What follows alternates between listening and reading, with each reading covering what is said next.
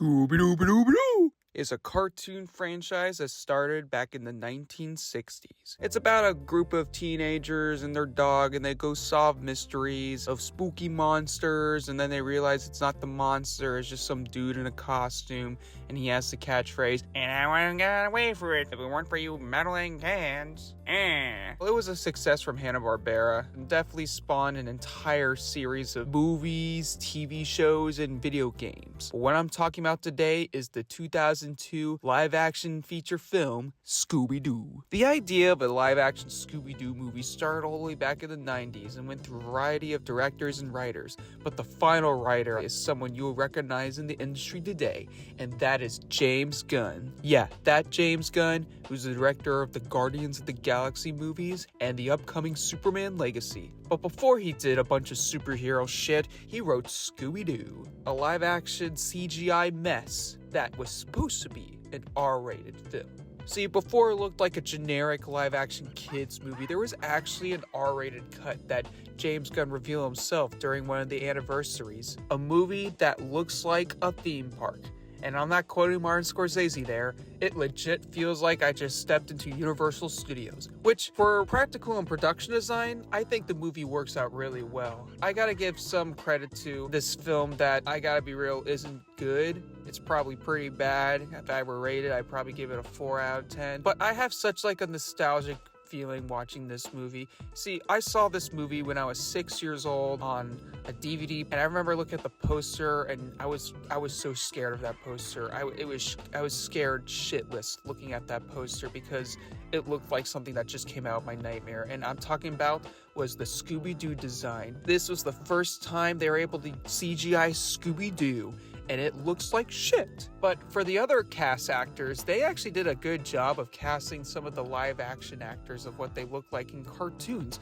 Like, you got Freddy playing Fred, you got Buffy the Vampire Slayer playing Daphne, you got this actress who you probably see in like every single movie playing Velma, and then you got Matthew Illiard playing the iconic Shaggy, who, I gotta be real, was probably the best actor out of all of them if I were to pick.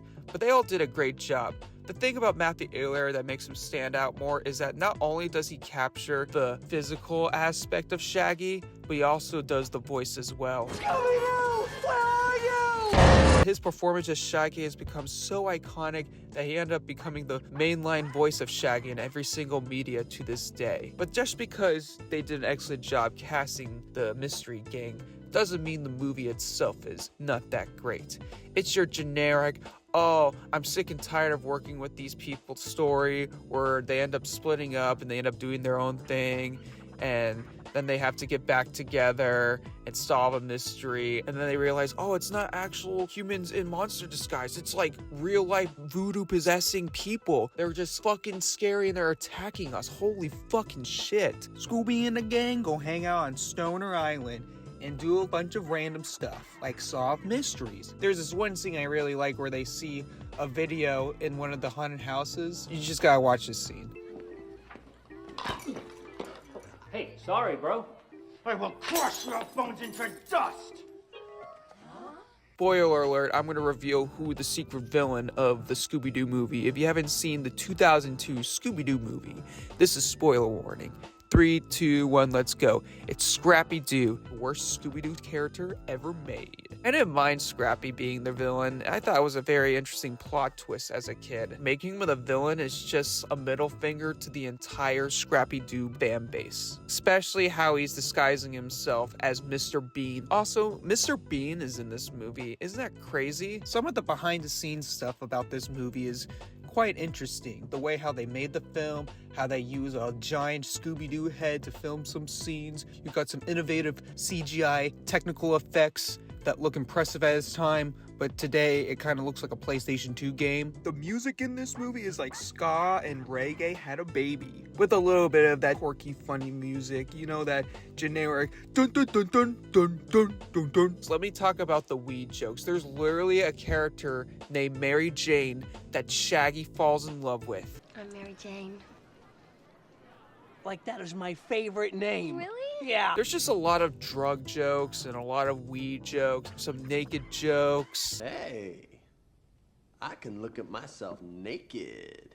The success of the first Scooby-Doo live-action movie ended up getting a sequel called Scooby-Doo 2: Monsters Unleash. And this film is slightly better, but it's still the same movie as the first one. It's just a pretty bad live-action adaptation of a cartoon. But this time, the monsters are getting the Mystery Gang, and they're real.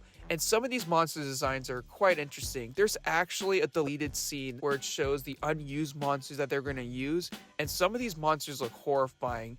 It looks great because there's a lot of practical effects involved, and I wish they would go with some of these designs for a movie that was trying to be R-rated in the first place. The monsters we got are okay, a little bit of CGI shit here and there. This time, the Mystery Gang are back, and they're celebrities, and there's a bunch of drama going on of how they have to work as a team, with Shaggy and Scooby feeling like they haven't done anything the entire time, even though the entire series is called fucking Scooby-Doo. And then Velma has to fall in love with the creator of Robot Chicken. Meanwhile, Freddy and Daphne are just trying to figure themselves out. I think Freddy's trying to cover himself of not getting involved in cancel culture. I think Coolsville sucks. All this like bullshit drama shit that we're just kind of used to, that we've already seen in the fucking first movie. A better version of what the concept of what they were doing in the first movie of the gang splitting up and getting back together is actually from the Scooby-Doo movie Zombie Island. In that movie, the Mystery Gang haven't worked with each other in years, and they're doing their own things. And then they have to get back together to solve a mystery because they want to celebrate one of their members' birthday. Just like with the first Scooby-Doo live-action movie, we get a bunch of weed jokes, we get some sex jokes. If you want a double feature Scooby-Doo movie, these are the two movies you gotta check out. Watch those movies just to watch how the movie itself is made. Also, if you finish watching the second Scooby-Doo movie, you get a little cheat code at the end that Scooby gives out, where you can play it on the Scooby-Doo 2 video game on the Game Boy Advance. That's my thoughts on the live-action Scooby-Doo movies. Thank you for checking. Hold on. Wait.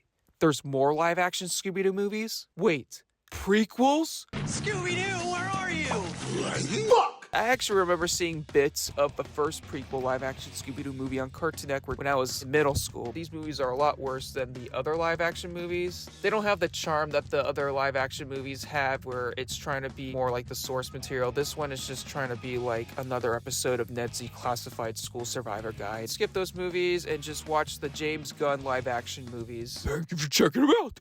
And if you want to check out more of Geek's videos, go leave a subscription below. Scooby-Doo.